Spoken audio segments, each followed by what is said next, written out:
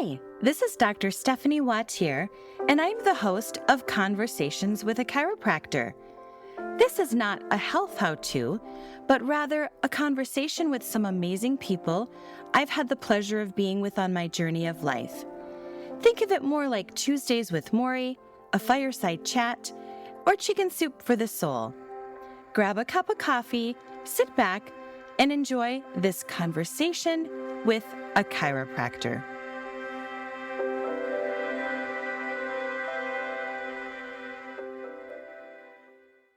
On today's episode of Conversations with a Chiropractor, I am joined by Mike. Mike, thanks for being here. Yeah, thanks so much for having me. So you were born in Kansas, but then moved to Colorado, and we're going to jump right in. In your 20s, you were diagnosed with a condition called Ankylosing Spondylitis. That's right. Do you want to talk a little bit about what that was like, and if, anyone else in your family had that? Sure. My father has it, and so we knew that it was hereditary. I was tested for the 27 gene, or HB27 gene, and which I did end up having. So I knew that I had the gene for it. And then out of nowhere, my eyes started getting bloodshot. And so I went to the eye doctor, and he said, "You have arthritis in your eyes." The way he described it is your eye is like a hip joint. It's a ball joint full of jelly, and it gets inflamed just like a hip joint would. So I knew once I had arthritis in my eyes that it was probably throughout the entire body. And so I ended up going to Denver Arthritis Clinic, and they confirmed that it was ankylosing spondylitis. Wow. What an overwhelming diagnosis to get as like a teenage kid. Yeah. I mean, were you overwhelmed, distraught? Was there a time of grief? Like, what were you going through emotionally when you got that diagnosis? Watching my father's health decline and the pain that he was in, we knew that it was going to be a hard road for sure. I enjoyed playing hockey, and so for me it was like, at what point do you give up your everyday life for the disease, and how much pain are you comfortable being in, that sort of thing. Yeah. I don't know if you knew this, but my mom has MS. She was diagnosed when I was 10. And then one of my sisters was diagnosed in her 30s. And when you see a parent going through it, I think it's like, gosh, well, I don't want to be where they're at. Like, are there things that I can do? And you've been really proactive with this diagnosis. I feel like just from the short time that I've known you, what you've told me is that you're just going to hit it head on. You're going to address it. You're going to do all the things that you can do. And I don't see that you've ever had the pity party about it. You're just like, this is what I'm presented with. This is what I'm going to do. That's right. You look at an incurable disease and say, I don't know that there is another response, at least for me. Like, it just is what it is. And so I've done all sorts of body work, whether it's massage, acupuncture. I've been on medication to slow down the autoimmune response. The only thing so far that I've refused to do is change my diet or drink water. And so just hang out with the Dr. Pepper for a long time. So those are my last two holdouts. Those are really hard things. Those are things that are like every day. And you feel like you're missing out when you can't have the birthday cake at the event or the stuffing at Thanksgiving. Exactly. Yep. So those are I've given up smoking. I've given up drinking. I've made lifestyle changes like that, but I'm still controlling food and lack of water intake as my last two holdouts.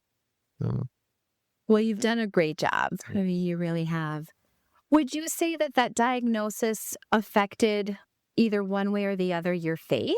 Because you're a man of God. How has your faith journey been throughout these years and through the diagnosis? The hardest part for me is praying for myself. So it's easy for me to take on the pains of other people and pray for other people, but to pray for relief seems selfish to me. Wow. And so I struggle with that piece of the faith side. Like, obviously, I've seen God work in amazing ways, but I haven't come to the point where I'm okay giving that piece up yet, or surrendering that piece of my life to him to heal me miraculously or not. And so that's been a struggle for a long time. That is so interesting. And I think, I kind of remind my kids this too. Like I always say, his power is made perfect in our weakness, right? And yeah, it's hard to give up those things that we want to like manage or control, or like in your case, to be so unselfish, like a martyr, that you're like, no, no, no, no, God, I got this. But yeah, that's a struggle. For sure. When did you become a pastor? In 2007. So I grew up knowing I wanted to be a pastor. I felt called to be a pastor. I went to the church we were going to in Wichita. I went forward at 16 and told the pastor I was called to be a pastor. At 16 years old. Wow. And he told me that I didn't know what I was talking about, that I should go to college and experience the college life first, and then decide if I really wanted to become a pastor. So I went to Kansas University and joined a fraternity and figured I would party my way out of ministry where God would never want me. Isn't it striking how one person's words or opinion can change the trajectory of our life? Like if that pastor had been encouraging and taking you under his wings and said, Mike, I'm going to show you the ropes and we're going to have this congregation pray over you. Like what a different path that would have been. Yeah.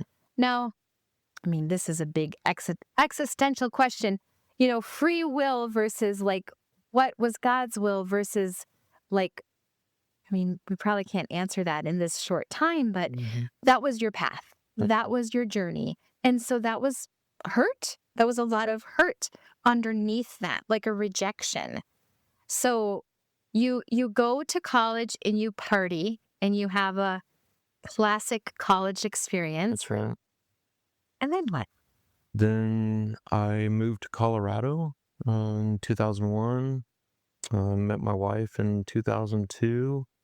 And I'm still in that partying lifestyle, but starting to age out of it, and different location, different friends. She was part of a church there in Colorado. We started attending church together and ended up getting into a Bible study with eclectic group. The church we were going to had kind of like a sorority rush style, who fits with who style Bible study matchup. No kidding. And so it was like speed dating the Bible study leaders, and they would write if they thought you were a good fit, and we would write if we were a good fit, and then they would call us and say, this is the Bible study group that you got matched with. You got matched with. And so we ended up with divorcees and retired second marriage people. And so we were in this group of like 60 and 70-year-olds, and we were in our early 20s trying to figure out life. And were you married at the time? We weren't, no, yet. Just dating. Yeah. Like that's an interesting matchup. Yeah. So they took us under their wing and did really what I hoped the other pastor would do, which was, we want you to start leading the Bible studies. We want you to start. And they just poured it into us as a young couple. And eventually I finished my bachelor's degree, got a business admin degree, and then I went to seminary. Wow.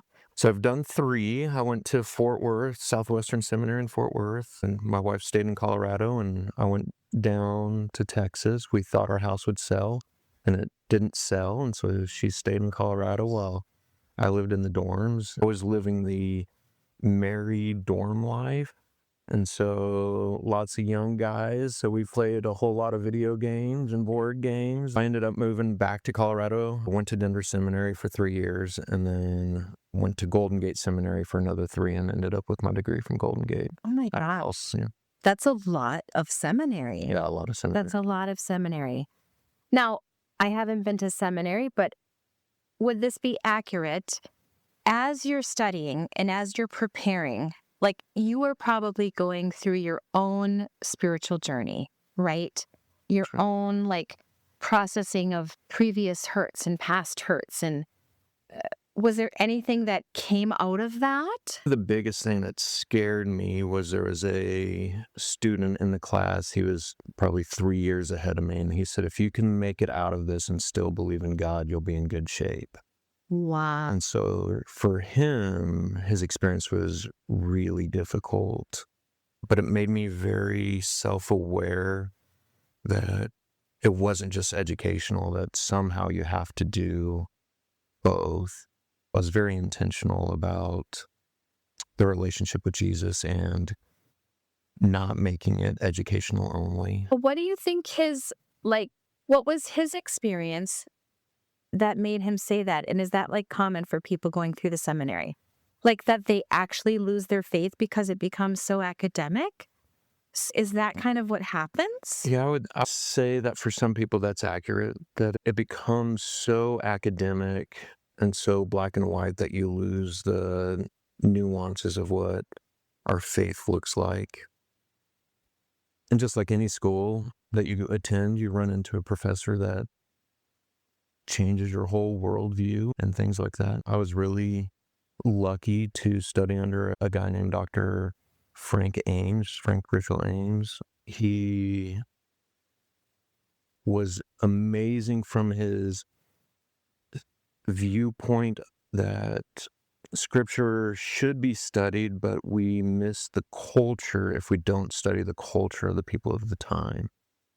And so for him, it didn't matter what scripture says in black and white if we don't try to figure out why were those authors writing to that specific culture. And if we don't understand that, then can we not apply it to our own lives if we don't understand the culture that was in? Yeah. Just a quick example would be the Garden of Eden. He said, we have this amazing parallel between the Garden of Eden and the Garden of Babylon. And so the Israelites are stuck in Babylon. They're getting ready to be exiled. They're getting ready to be kicked out of this beautiful garden, the Hanging Gardens of Babylon. And is God still faithful? And then there's a story of Adam and Eve in a garden. They get kicked out of their garden, and was God still faithful? And so it could give people hope. And I think his issue is that we, in our culture, we look at it from a creation view, like this is the creation story, or was it a literal 6 days, or was it 1,000 years in between each one, or is the world millions of years old? And he said, quit looking at it from American culture, look at it from the Israelite culture. Is God faithful? And if God was faithful with them, then God will be faithful with us. And so he just kind of like reshaped my young mind around how to look at scripture. That's beautiful. Now, I know that you have a really strong connection to some African cultures. Speaking of a culture, tell me a little bit about that. Yeah, so I was one of those people that said, I'll go anywhere God wants me to go, but not Africa. And so I was definitely in that camp and told that to a missionary for our faith group, our denomination, and he wanted to meet me. And I was a brand new pastor, and I said, I really don't want to talk to you because you'll send me to Africa, and I don't want to go to Africa. And so I got hired for my first church in Greeley, Colorado, and there was a refugee family there. And so we started ministering to this refugee family, and they're from the Congo, Burundi, Tanzania area, East Africa. And she ended up having a baby. The baby had a chromosome disorder. With this disease, babies only live for 7 days on average. And so the 7 days came and the 7 days went, and the baby wasn't thriving, but was still alive. And so for the next 2 years, we loved this family with this baby with this genetic disease. The family called me and said, we're going to go on a flight. We're going to fly from Denver to Minnesota for a prayer meeting for the Burundi culture. And the family went to get on the airplane, and TSA said that the oxygen that the baby was on wasn't TSA compliant. They could either not go on their trip or leave an oxygen tank in Denver. And my guess is they didn't understand. And so they left the oxygen tank. The baby went into cardiac arrest on the plane. The baby had already passed away by the time they hit the ground, or they tried to work on her at the hospital. And of course, we ended up losing her. And so The mom called me and she's in tears. And she kept saying, Pastor, don't knock up my baby. Don't knock up my baby. And I said, let me talk to a registered doctor. And so I finally figured out they're trying to get permission for my autopsy. And so I ended up doing the funeral for a 2-year-old. It was translated from English and into French and into Swahili by another pastor, a friend of mine that was from Africa. And we decided, my wife and I decided that we were going to love that family to the best of our ability. Whatever they needed, we were going to provide for them. And so about 1.5 years later, they leave town. My guess is it was just too painful for them to stay in our little community. And so someone knocks at the door, and there's this African couple standing there in full African outfits. And they said, we have just arrived from the refugee camp in Uganda. We landed today, but we heard you're a pastor that loves Africans. We wanted to let you know that we were here, and we're moving to Greeley today. Wow. And so we started ministering to that family, and then from there, it grew. Wow. Can you tell me a little bit about, like, do you have a perspective of what has gone on in like Kenya and Uganda that maybe our listeners don't even know? Like, when you say an African refugee, what have they left at home? Like, what was happening to them at home? So on the Ugandan side, the refugees that I've worked with are all from Congo or the DRC, Democratic Republic of Congo. There's a civil war that's taking place there. And so the Congolese are leaving Congo. They're going to a refugee camp on the Ugandan border. And so in 2018, I had an opportunity to go to Africa. And so we were going to go to Kenya. And I had met a man that lives in Kenya and said, I would like to go to Uganda and see where the people from our church lived.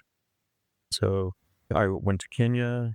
We flew from Nairobi to Entebbe, which has a very big history of issues at their airport. And then we traveled by bus for almost 18 hours or so. And so Anthony, the guy that I was traveling with, the Kenyan, he said, if you're a pastor, I want you to come forward. We're meeting at a church. And so lots of African pastors came forward, and he said, do you see these 11 girls over here? And I said, yeah. And he said, none of them are going to school. And he said, do you pay for internet on your phones? And these African refugees said, yeah, we pay for our cell phones. We pay for the internet. And he said, so you'll pay for the internet, but you won't pay for these 11 girls to go to school. And so I called my wife and I said, we're going to start sending girls to school.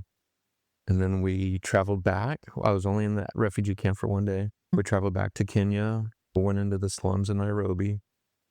And for the people that aren't familiar with that situation, the people that live in the slums in Nairobi are not recognized as that anyone actually lives there. And so the government will just literally bring through bulldozers and bulldoze through their homes.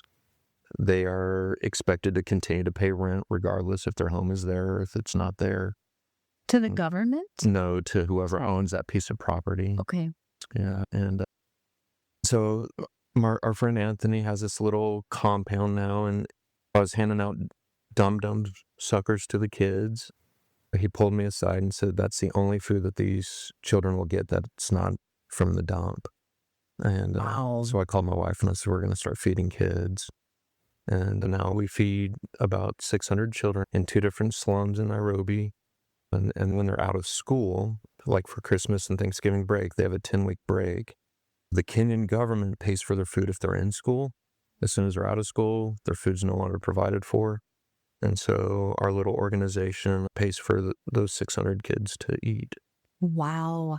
So these kids that are in these refugee camps, where is the school? Is it on site in the camp somehow? So they're in Uganda, in the refugee camp, there is a school inside the camp. The school, we started with that school.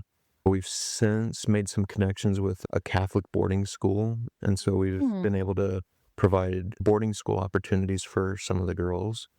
Where they can live there. Where they can live there. They can get out of the refugee camp. There's less trafficking that can take place because they're no longer in the refugee camp. It's still a very dangerous place right now. They're along the border. One of our biggest fears is that a group of terrorists will cross the border and massacre the children, which they did last year. Thankfully, it wasn't our children, but it was still somebody's children. The girls we're sending to the Catholic boarding school. In the last 5 years, we have our first girl that's in college. She'll graduate in July. Wow. So she's gone from when we met these girls, none of them spoke English or very little English. Now they're fluent in English because of the nun at the boarding school. Our girl's going to graduate with a degree in business. Wow. And so we've been able to take her basically from a refugee with very little opportunity all the way up through college. To have that education, like not only like the high school diploma, but also like a college education. And I mean, I don't think that any of us who have not been there can probably fathom not only the living conditions, but the degree of danger that they are faced with. And human trafficking is such a huge issue worldwide. I mean, you have 11 young girls that are orphans with no one to basically protect them, care for them. I mean, that's like 11 children that you've saved. I mean, and now I'm sure that the number is even higher. Yeah. Wow, Mike. And you know what's interesting? When you said, just don't send me to Africa.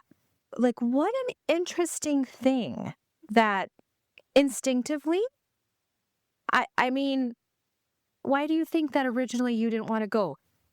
Because you somehow knew how big of an issue it was? Or what do you think? I don't know what my original fear was by going to Africa. I'm not sure what that original fear is. Once it gets into your heart, Africa becomes part of you. And so it's the issues currently on the global scale are such God-sized problems that it's incredibly overwhelming. Like even with those 11 girls, once we found out that just even walking to that school, they were being harassed. So we started paying for boys to go with them. That way they could have just some boys with them to help like curb some of those issues. Wow. So trying to learn the culture, how to love these children well, even from a distance, or even the 2 times that I've been there, wanting to be the best American possible without having some sort of American savior. Like my wife and I don't have unlimited funds or have unlimited people that we can go meet with to help support us. Those 11 girls now have an education. And how much is that worth? And, can we make a difference in just one more? Or can we feed just a few more kids in Kenya? But it's just a God-sized problem. So I don't know if my fear was just being overwhelmed with the amount of need, or now that I've seen it, there's like every decision now is like, we could feed more kids, or we could buy this, could send another girl to school for this much money. Now that we're friends with a lot of them on Facebook, like how do you show the wealth of America and the things that we have when they have literally nothing? Wow. And so I don't know what the answer is. Yeah.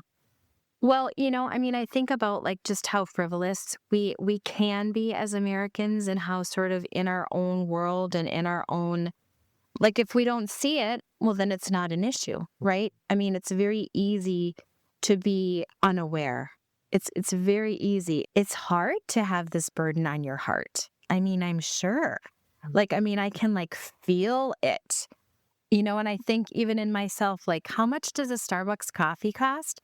It's not $3 anymore. It's like $7. What would $7 do for this refugee community? What would $7 do? On the Ugandan side, it costs us about $100 a month to send one kid to school.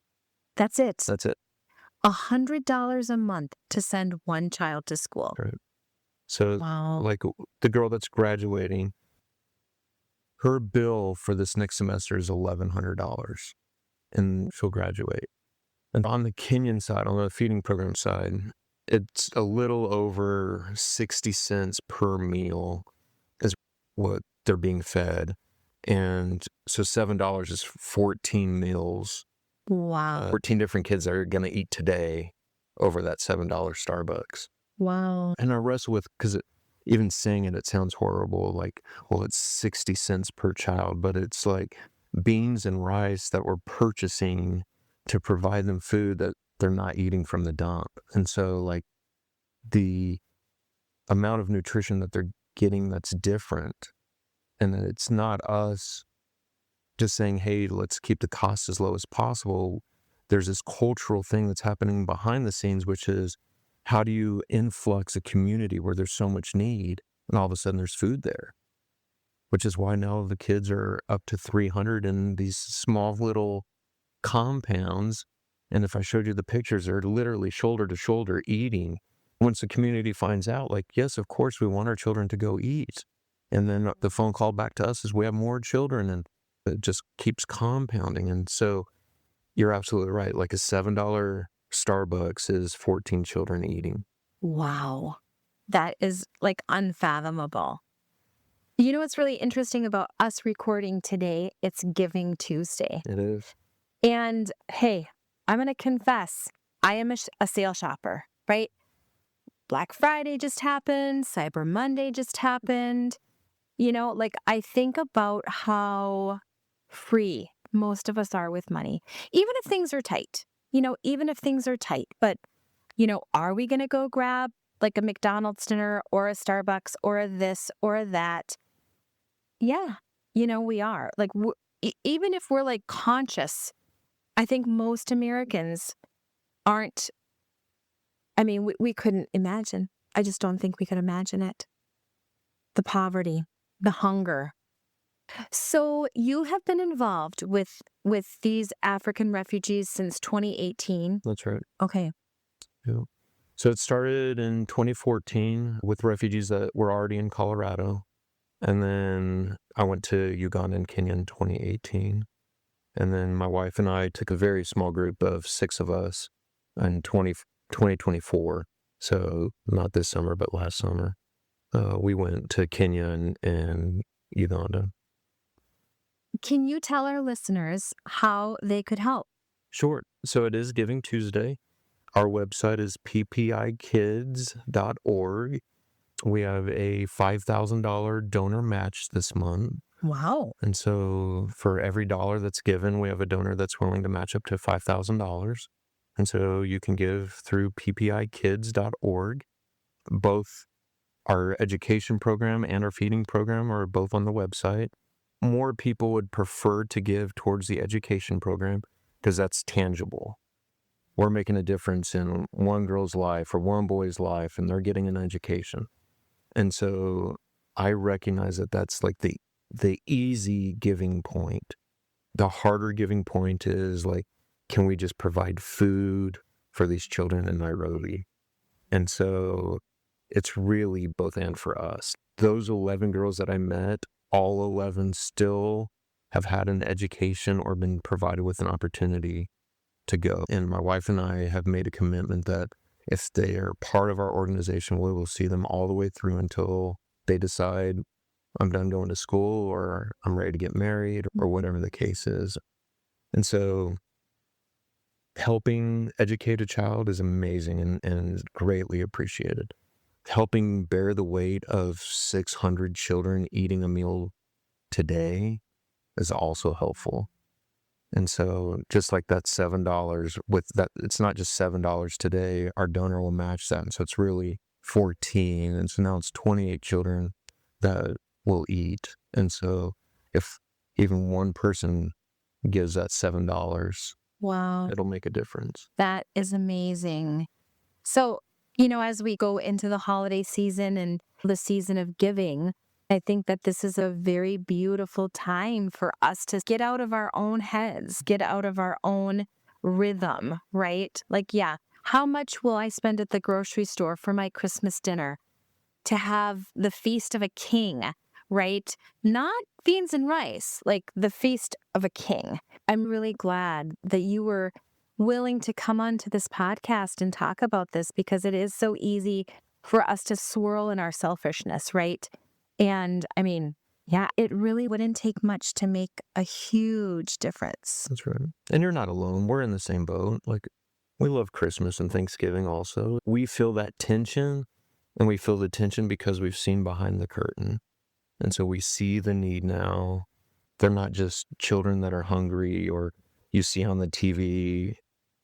They're children that I've hugged personally. If you decided to give to us, you're not giving to some organization where you don't know where the money goes. My wife and I, we pay for everything in the background, and 100% of the money that's given goes back to these children. Wow. And so we cover the cost of the website and the bank fees and the wire transfer fees. Like, we personally cover all that. So with us, it's like they're literal girls and boys that I've gone and I've met with now twice. I've given them hugs. I've stayed at their houses. I've eaten food with them. The children that we feed in Nairobi, same thing. I've been there twice now. I've eaten the food. I've made the meals with their volunteers.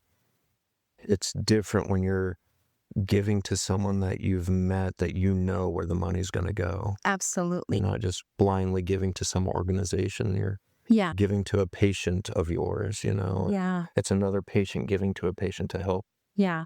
I mean, with as much fraud as we see in this world and not knowing if the money is really getting to the front line, I mean, this is pretty spectacular. And the first time I sent a wire to Uganda, they said, this is a scam. I said, it's not a scam. I've been there. Like, I know the person that I'm giving this money to. It's not a scam. Like, we walked hand in hand through the refugee camp. I met the director of the refugee camp. No, it's not a scam. It's me and a guy that I personally walked with and done life with now for 5 years. But you're absolutely right. There's like this fear, especially nowadays. And that's why I think it's so important to be able to say no. It's not just a random organization. It's like, we're a 501(c)(3). We're legit, and we've been boots on the ground now. Yeah, absolutely. You've been there in person, seeing this, feeling this, being there. And now you're here back in the United States and like spreading this need. Yeah, that's amazing, Mike. Anything else that you want to tell our listeners? I know now they know the website. Now they know. Would you encourage or challenge someone to give $30 a month? Would there be like a set point that would really be a significant difference that someone could make? Yeah. As you know, any amount helps us. $100 a month, you're sending a kid to school. Or if you can do $50 a month, with our matching gift, that's another $50. And so even $50 a month, we'll still send another. We'll be able to provide the tuition for another month. And so any amount is helpful to us. But the point would be somewhere between $20 and $100. We have one gentleman, he's been a faithful giver since we started, and it's $10 a month. But that $10 a month feeds 20 kids. Wow. And so, to him, it's just $10. But to us, 20 children are literally today are eating because of his $10. That's amazing. 20 children. And that really probably would go unnoticed. Like if a family made a commitment to cook their food in versus eating out once a week or once a month, that's probably $100. And that's what broke me when I was in Nairobi, is when I found out that the only food they were going to eat that was fresh and new was a dum-dum sucker. In my pocket, I had a $100 bill. What? And so how much meat could I have provided, or how much beans and rice could I have provided, or could I have purchased a goat for them? And so, like, when you think about just even the money in your pocket, $10 or $20 bill makes such a huge difference, when to us, it's tip. Oh, absolutely. It's not even that big a deal. Yeah.